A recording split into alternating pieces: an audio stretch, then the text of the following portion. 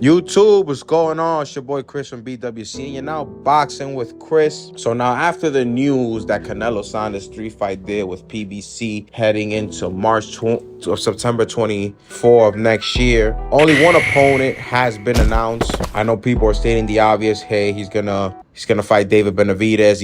That's fucking bullshit. As he's included in that deal, even though it hasn't been official. But I'm hearing a lot about Errol Spence being one of the potential opponents.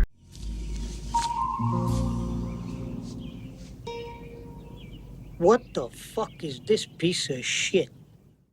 We don't even know who's the second opponent, which to me is the most intriguing, because a lot of people think that Jermall Charlo is the first one and David Benavidez will be the last. Some people are asking who will be the middle. If I had to guess this 3-fight deal, I wouldn't be surprised if it's Jermall in September, Boo Boo in May, and David Benavidez to close out the deal. I'm hearing a lot of Errol Spence, but that's, to me, Errol Spence is a great elite fighter, pound for pound, great unified welterweight champion of the world, but the weight class is just too big, so it'll be an asterisk if Canelo wins. You know, he fought a guy going up in weight, going up almost 3 weight classes from 147, 54, 60 to 68. So it's a big gap. It's not like Errol Spence is at least 154 pounds or 160 pounder. So that right there takes away. I think that's just a big fantasy fight that can happen due to the fact that Errol Spence says that he does walk around the 160, so 168 will not be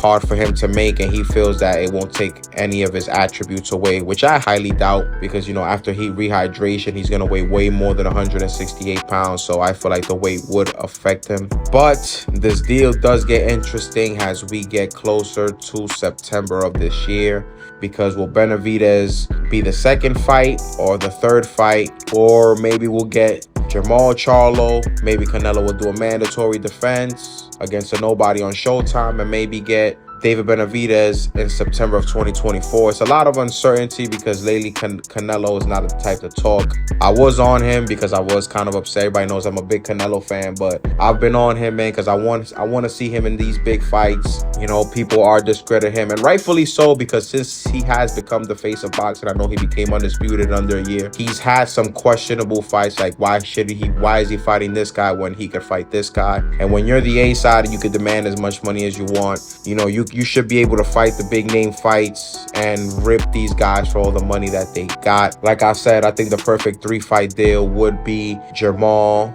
or if not, remix it, you know, fight Boo Boo in September, because Boo Boo has fought in January, so him fighting in September, 8-month layoff is not that bad. He fought in January earlier this year, so why not fight Boo Boo in September, fight Jermall Charlo in May, let him get one more fight and then fight you, because a 2-year layoff is unfair for Jermall Charlo. I still think Canelo would have won even with Charlo at his best. And then the big fight we've been waiting for, Mexican Independence Day weekend of 2024, which would hopefully could include David Benavidez, or like some people are actually rooting for, Errol Spence, which I highly doubt. I don't even think that fight makes sense at all. Let me know in the comment section who should Canelo fight in this 3-fight deal, and who do you guys think has the best chance of beating him? Leave that in the comment section below. Once again, it's your boy Chris from BWC. Thank you for boxing with Chris. You know what to do. Keep it 8 more than 92, and I'm gonna be back at y'all soon. Peace.